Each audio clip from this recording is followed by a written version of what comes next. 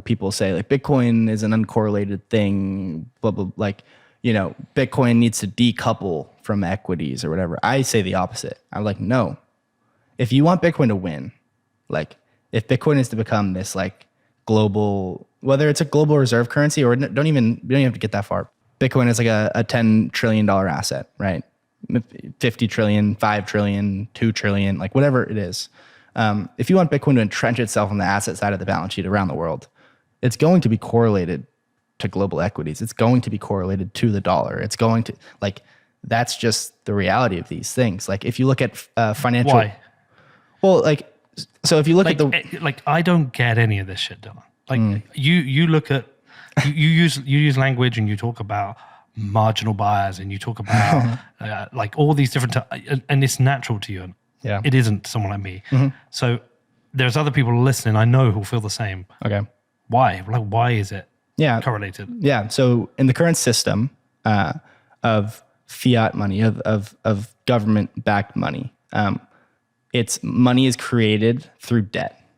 So money supply is created through debt, and it's actually canceled or destroyed when the debt is repaid or defaulted upon.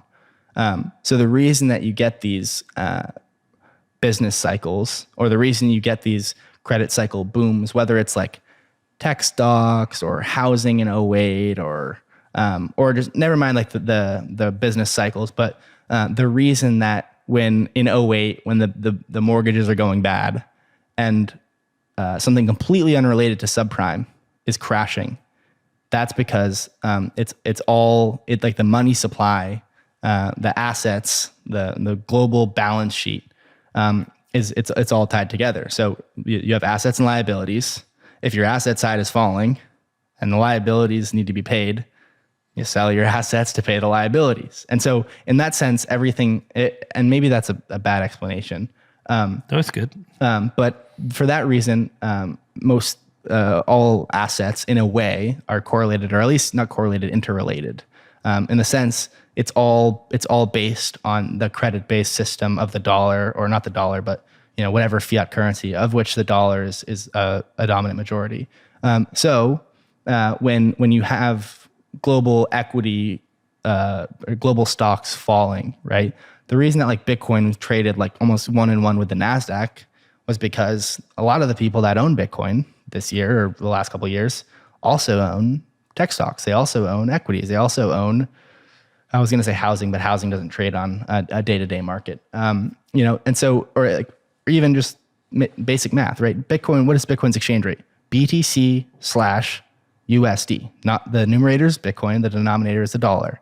So what happens when stocks are selling off, right? Or what happens like, the dollar wrecking ball? What does that mean? It means the dollar is appreciating against other things, specifically other currencies. But when you see the dollar up big on a day, you see equities down. You also see Bitcoin down. Why? Well, the denominator of this fraction is increasing. So the value of this math equation, BTC divided by USD, is decreasing, right? So in that sense, like, I think when someone's like, oh, Bitcoin shouldn't be correlated or it's uncorrelated, it's like, well, I kind of view Bitcoin as like, I want it to entrench itself on the balance sheet of the world. And for that reason, I want it to be correlated to these things. Because if 5 billion people own Bitcoin, and if the biggest Wall Street institutions and all the public companies have Bitcoin, like if that's the vision of Bitcoin as Bitcoin's exceeding, Bitcoin's a world reserve currency or world reserve asset or whatever, then it will be correlated to global risk assets. It will be correlated to the dollar and these other things. And maybe there's that utopian vision of like, it's going to supersede all those things and it's going to get rid of the dollar. But like, there's a big, big, big journey in between that phase. And it won't be just like doing its own thing through that transition. On the way to that though, does wide scale like usage of Bitcoin not change that? Because if you're getting paid in Bitcoin or if you're paying your mortgage in Bitcoin, like it doesn't matter if the Fed's tightening or if they're printing money, someone's buying it at that time. That's a great question.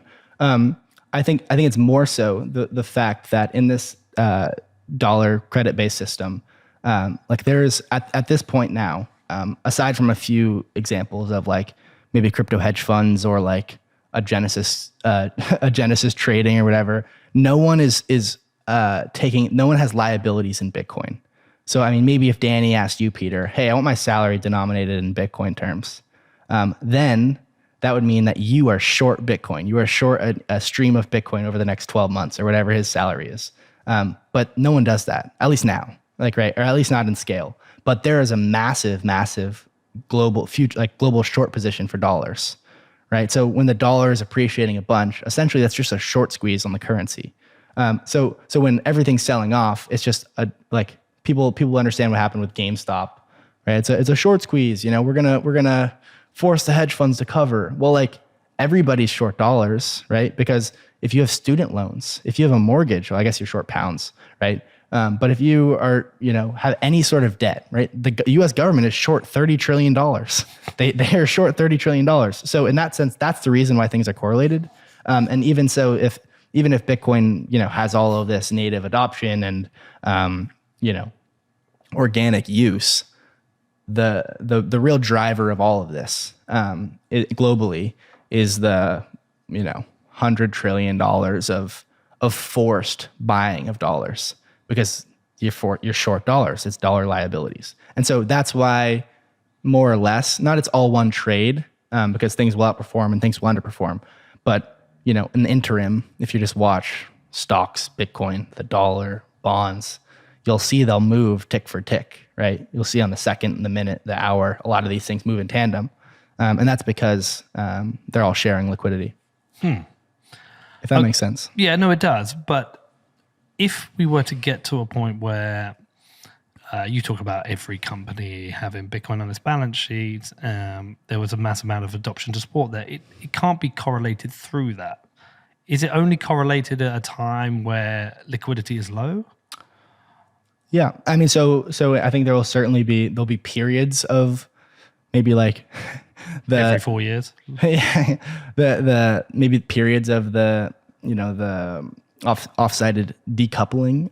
Yeah. But like I think, and whether that's like there was times during the second double bubble in 2021 where like stocks were down, the dollar was up, volatility was kind of going up, and Bitcoin was up like 11%, and it was like, whoa, like we've decoupled. Like there's there's like I don't know who's, and now we know that it was Alameda taking their customer money and raising fraudulent venture money and pummeling like the day of the bottom in 2021, like Bitcoin flirting around 29K, it dropped below 30K and people were like, oh no, like it's finally gonna go lower.